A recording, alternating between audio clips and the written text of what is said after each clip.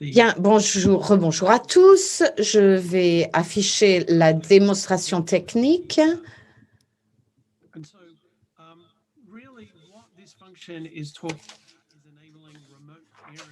Cette fonction permet le peering à distance de façon automatisée, donc relie le VLAN à un échange Internet et le processus utilise un port dans Lynx et établit le fait que le client à distance a un nom, une identité, un numéro.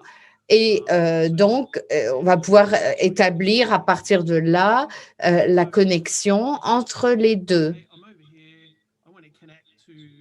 Donc, je suis là, je veux me relier à l'échange Internet. Je n'ai pas de port sur place, mais les liens et ZX par le peering me permettent de participer à cet échange, même sans avoir l'équipement. Donc, le point de départ de la démonstration, c'est que nous avons déjà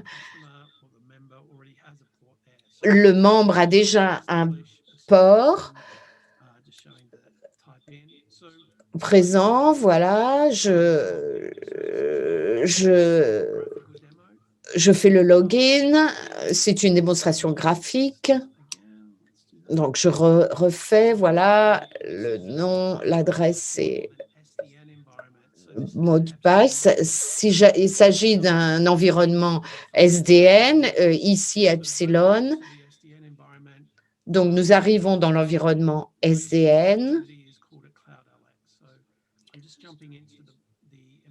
Je passe aux environnements qui permettent d'établir la connexion.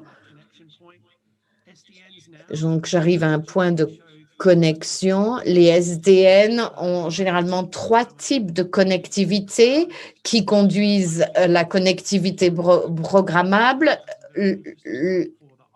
le cloud,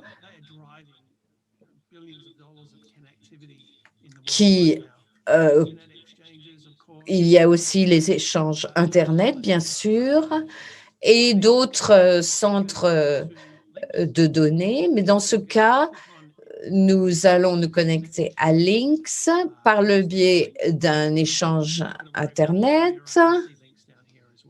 Donc, voilà, Lynx qui est là. Donc, je clique là-dessus.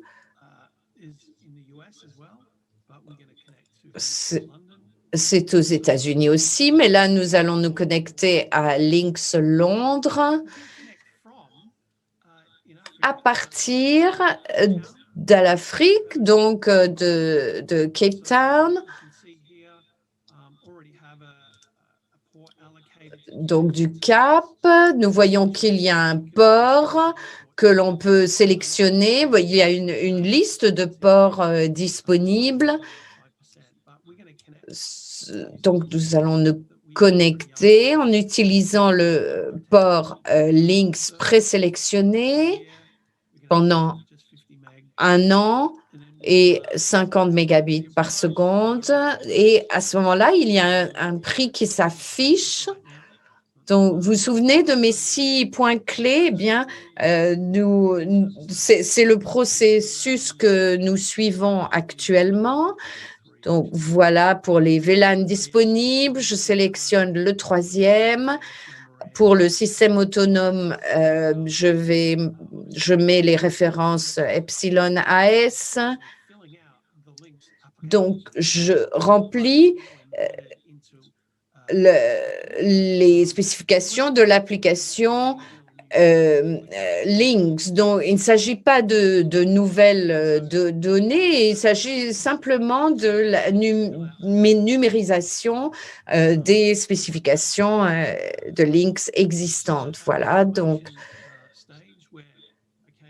j'en arrive donc au stade de la confirmation. Là, vous pouvez vérifier que c'est vraiment le service que vous recherchez avec tous les détails correspondants, comme il est d'usage, eh bien, il faut bien sûr dire que l'on est d'accord avec les conditions d'utilisation.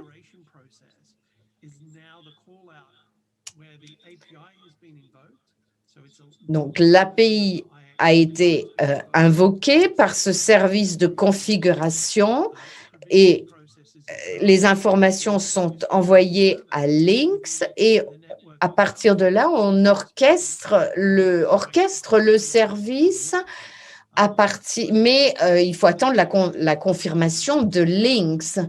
Et donc, le client à distance eh bien, est connecté très rapidement. Ça prend quelques secondes. Voilà l'SDN.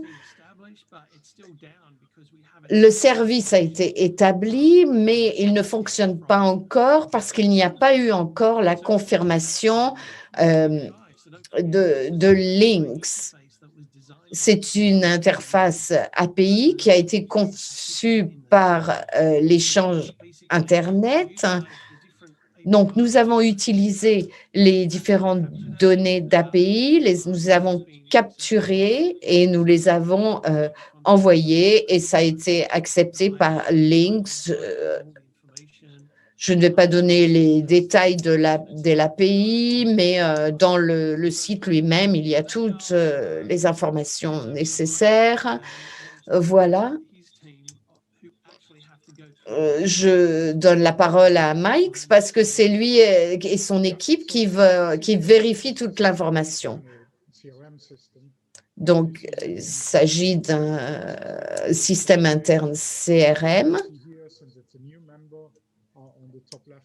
Comme c'est un nouveau membre, comme nous sommes une organisation qui appartient à ses membres, eh bien, il faut qu'il y ait un dispositif d'approbation pour approuver les membres.